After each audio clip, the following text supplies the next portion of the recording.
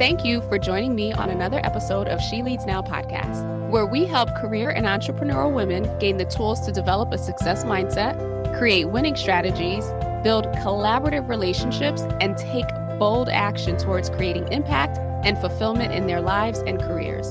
I'm your host, Sabine Gideon, and I'm on a mission to awaken and activate women and emerging leaders so they can tap into their innate leadership ability, elevate their influence, and create the impact they were destined to make. If you're ready to up-level your confidence, courage, and influence, you've come to the right place. Join me weekly for insights, strategies, and resources to help you grow, develop, and embody the leader you were meant to be, so that you can make the impact you know you are called to make and establish the legacy you've always dreamed. The world eagerly awaits the emergence of your brilliance, impact, and influence. So with that, let's dive into this week's episode. Welcome back to another episode of She Leads Now podcast. I'm your host, Sabine Gideon, and I'm so excited to bring you episode number 4, in which we are going to be focusing on how to leverage your network for hidden opportunities.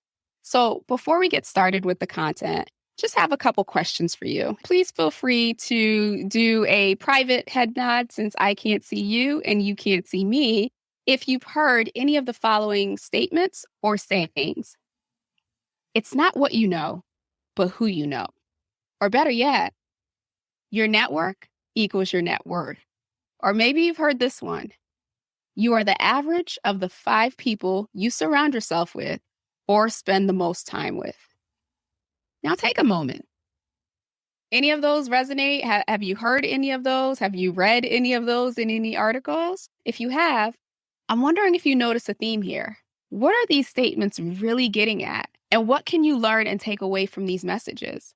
While you think on that, I'll tell you what they mean to me. In short, relationships matter.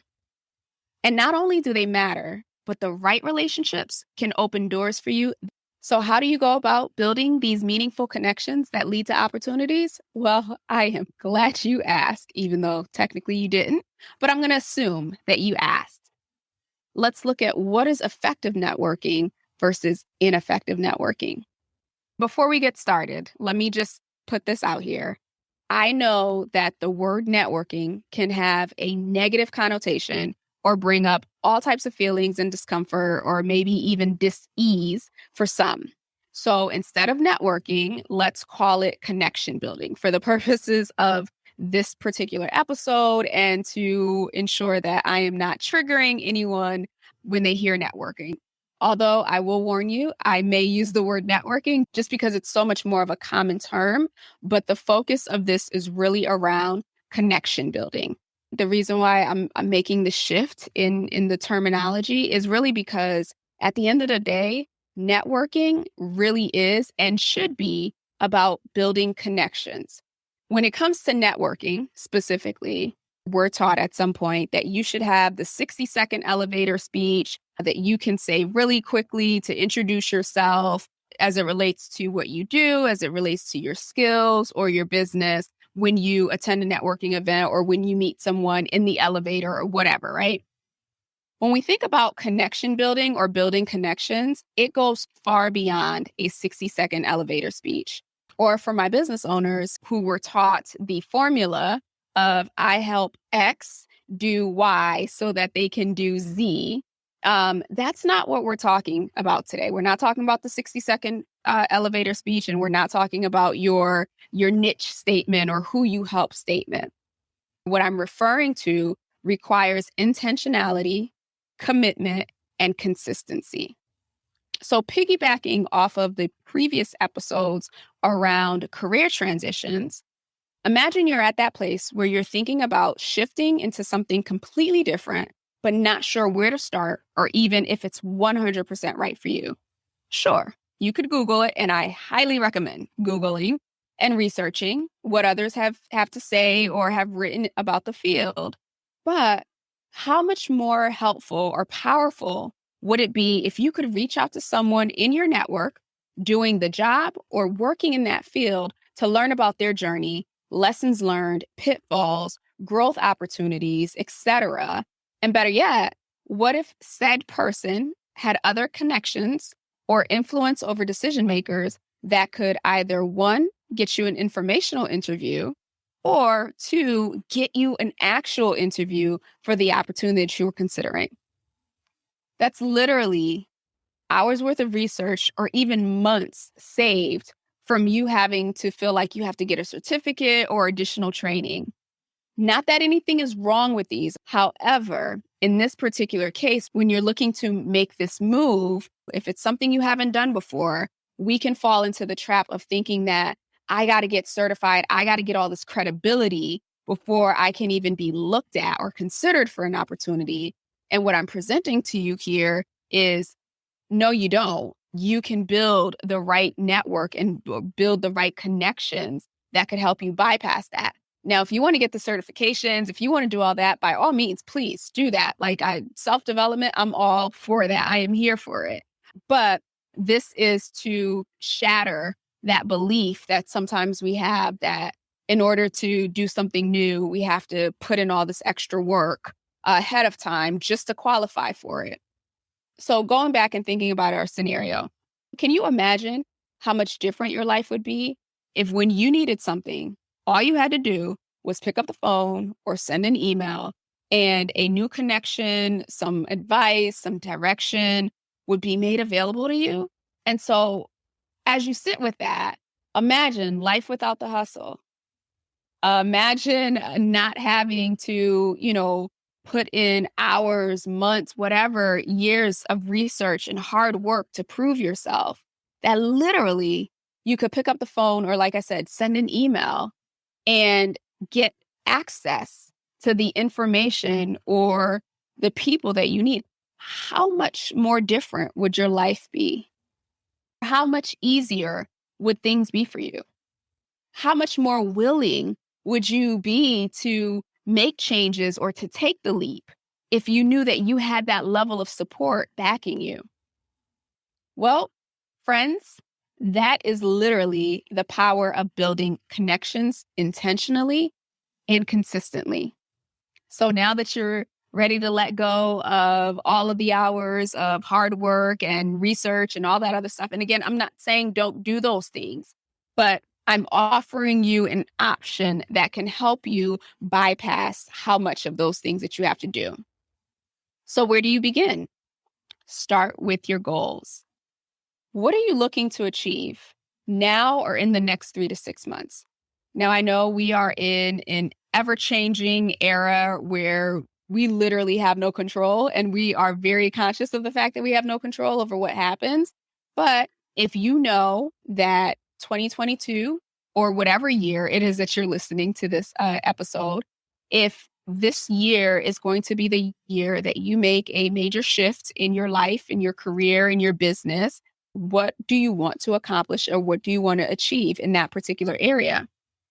Once you've identified 3 to 6 month goals, whether it be career, business, or your personal life, take a step back rather than just jumping full in or both feet together in terms of putting together a plan and putting together a strategy and all the things that you're going to do and all the tasks that you have to do. Before you do that, I invite you to take a step back and assess your network. Who do you know that can open the door for you? Or who do you know that is in your immediate network that you can have a conversation with? Or who can introduce you to a decision maker? Or even guide you in the first couple of steps? Something that I just experienced recently. At the end of 2021, I launched She Leads Network, which is growing. And I really enjoy the opportunity to be able to support the development and the growth of the women that are part of the network now and who will, continue to join the network. But I also realized that I need to change my methods, or I need to accelerate my methods in terms of marketing so that more people know about She Leads Network and more people will be excited to join the network. Now, an older version of me would have been literally pounding the pavement, spending all this money on marketing, going overboard. There's a time and a place for that. But what I did a little differently at the top of this year is I did an audit of who I have in my network, of who I knew that I could reach out for some support and some guidance. And so I ended up reaching out to individuals in my network who have access to this amazing network of other founders, of other investors, of mentors, and all of these things. And so I reached out and said, hey, I'm looking for some guidance or some direction on what you've seen that has worked when someone has launched something new that you could recommend to me. And I kid you not, I got this email back of so many resources, an offer to really sit with me to think through my strategy, an offer to introduce me to individuals who might, be able to support me even further. It was so much more than I even expected. But had I just gone in with the mindset of, oh my gosh, I got to ramp up my marketing, I got to do this, I got to do that, I would have lost out on the opportunity to get exposed or to gain access to their entire network. So hopefully that example brings it to life of why I think it's so important that we leverage our network in addition to doing the work. So set your goals, as I did with She Leads Network. Assess who's in your network, who can support you, as I did with these individuals that I just mentioned, and then reach out. So before you reach out, one thing that I want to make clear here is that you don't want to reach out in this space of what can you do for me? Because that's not healthy relationship building. And really, people don't respond as well to that. While people may be very well meaning and they want to help you, you want to approach individuals when you're looking for something like this with what's in it for them. What do they have on their plates? What are their priorities? Have they shifted gears? Maybe what you knew them for, or what they did when you first met them, or when you first came into relationship with them is completely different. Have they moved? Have they started a family? What can you find out ahead of time to build some rapport so that when you reach out, it's not just, hey, help me. It's more so, hey, I see that you've experienced this. Congratulations. Or I read about you in this article. It's so amazing the things that you're doing. So you build rapport and you really show them that you have an interest in them. And then you can prepare something ahead of time based on your research. What do you have to give to them? Or what are you willing to offer? I'm a very big advocate for, you know, whenever you have an ask, you better make sure that you have a give as well. And so I'll say that again, whenever you have an ask, whether that is of your network, whoever it is, make sure that you also have a give. So if you've taken the time and you've done some research, you've identified, hey, this is what they're working on, this is what they're focused on, these are some of the changes that they've experienced, you can then take that information and think through, well, how can I support them? How can I help them? And maybe at first, you may not have something that comes immediately to mind. But as you start the conversation of, hey, I noticed this, or it looks like you've shifted into this, tell me more about that. You invite them, or you create the space for them to tell you a little bit more about what's going on behind the scenes and ways that you could potentially connect and support them. The next step would be connecting, actually connecting. And again, you make the conversation about them, listen to what's going on in their life, listen to what's new, ask questions, come at it from a place of curiosity to get a better idea of what they're working on or might be thinking about tackling next. As you listen, take notes. Who do you know that might be able to help them based on what you've heard? So again, you're going in from this place of, I am here to support you just as much as I am here to ask of your support of me.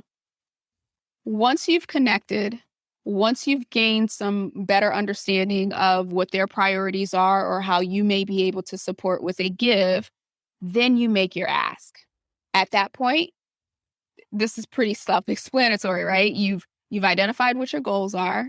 You've identified how they could potentially help you. You've done the research to understand how you could potentially help them. Now is the opportunity to make your specific ask. And guess what? Even if you've done the research and the pre-work, and you think that they can help you. When you get into the conversation, they're not in that position to support you right away, or they need some time to work some things out through their network to get back to you, that would be the time where you ask to set up a follow-up call.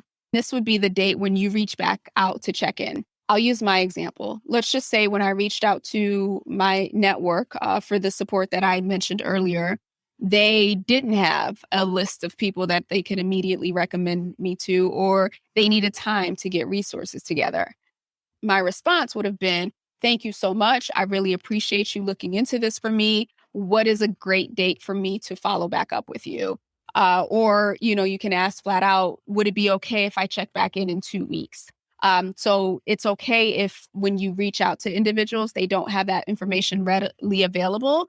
But if they say that they're going to look into it, then you identify a time that the two of you can reconnect, or however many people can reconnect to talk about next steps.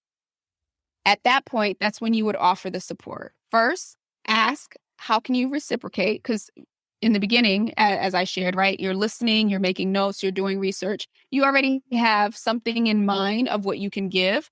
But it never hurts to ask to ensure that what you have in mind is actually what's going to help support them.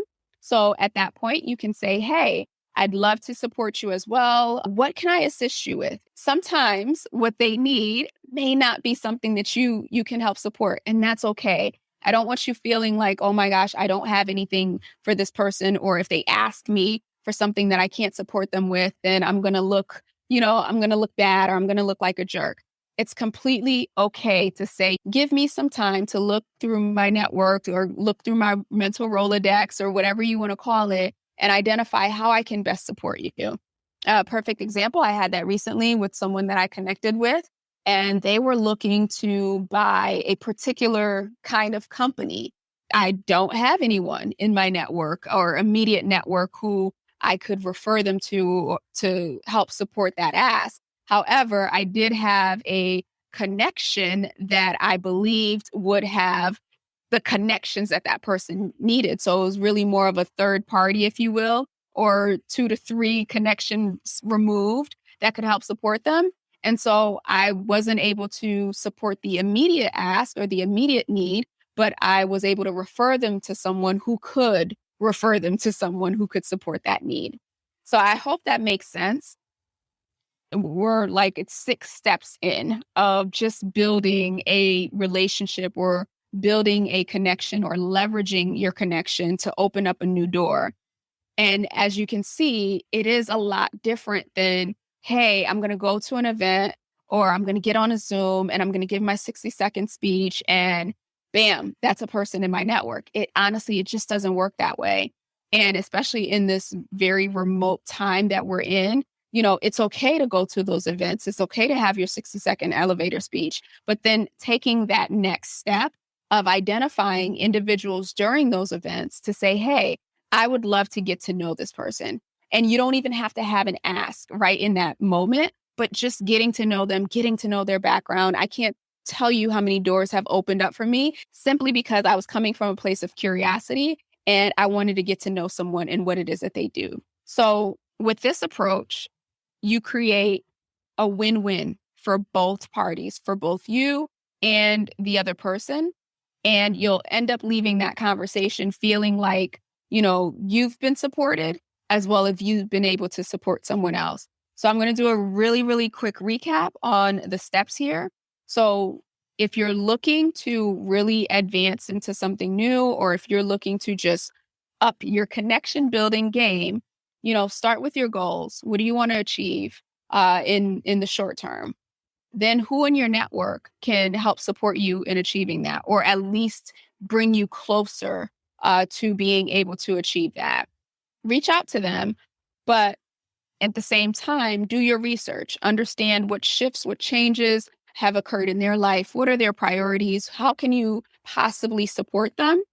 And once you connect, again, connect with the intention of really understanding what's going on in their lives. And then when the opportunity presents itself, make your ask and allow them the room and the space to think through how they can best support you. and then reciprocate that by asking them, how can you support them?